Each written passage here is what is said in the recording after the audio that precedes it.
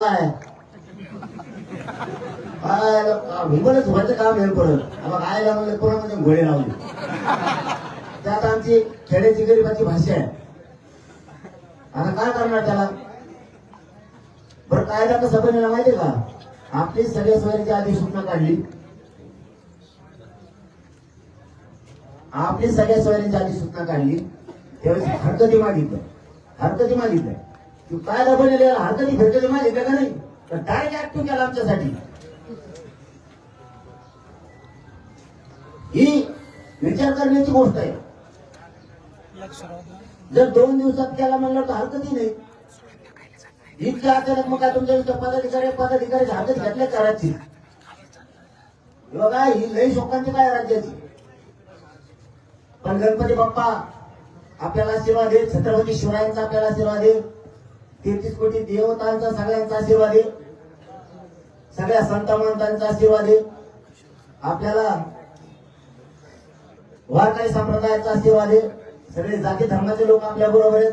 धनगर बांधवाचे मरणाचे पोट्टे आले तिकडच्या कडेला आपल्यासाठी पाठबळ द्यायला, आपल्या सोबत यायला गरीब मुस्लिम बांधव आहेत, सगळ्या जाती धर्माचे लोक गरीब भविष्य आपल्या सोबत आहेत, सगळेजण सोबत आहेत. फक्त एक महत्वाचा मुद्दा सांगतो ते मात्र कोणी करू नका. हे बघा परवानगी येत असती जात असती आपण हटत नाही. तुम्ही काल एका मुलानं आपल्या आत्महत्या केली, हे करू नका. देवेंद्र फडणवीस साहेबांना विशेष करून सांगतो किती पोरं मारायचे आणखी नुसती परवानगी दिली नाही. तुम्ही मराठ्यांना अडवलंय, गॅजेट असून देत नाहीत. मराठा आणि कुणबी एक 58 लाख पुरावे असून सुद्धा तुम्ही कायदा पारित करीत नाही, जी आर काढीत नाहीत. म्हणून काल एका पोरानं आमच्या बांधवानं त्या भयानं लातूर मध्ये आत्महत्येचा प्रयत्न केला. तुम्ही संयम मराठ्याचा घडू घेऊ नका. देवेंद्र फडणवीस साहेब तुम्हाला आणखी वेळ गेलेला नाही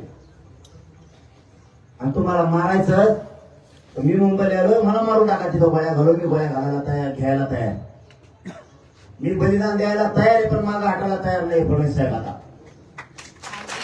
कारण हे बलिदान तुमच्यामुळे गेले, त्याच्या सगळं पाप तुमच्या डोक्यावर देवेंद्र फडणवीस साहेब ध्यानात ठेवतो. आमच्या शेकडो आत्महत्या फक्त तुमच्यामुळे झालेल्या, तुमच्या आडमुठ्या धोरणामुळे झालेल्या.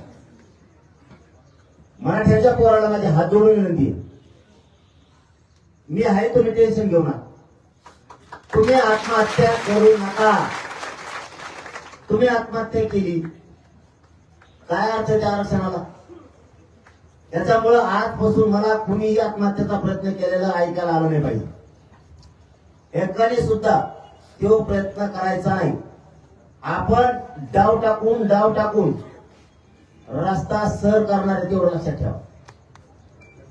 मुंबईकडे कूच करणार आहे. फक्त बघा तुम्ही कसं चाललंय डाव. आत्महत्या करू नका. शांततेचं आंदोलन कोणीच रोखू शकत नाही, त्याच्यामुळे तुम्ही काळजी करू नका.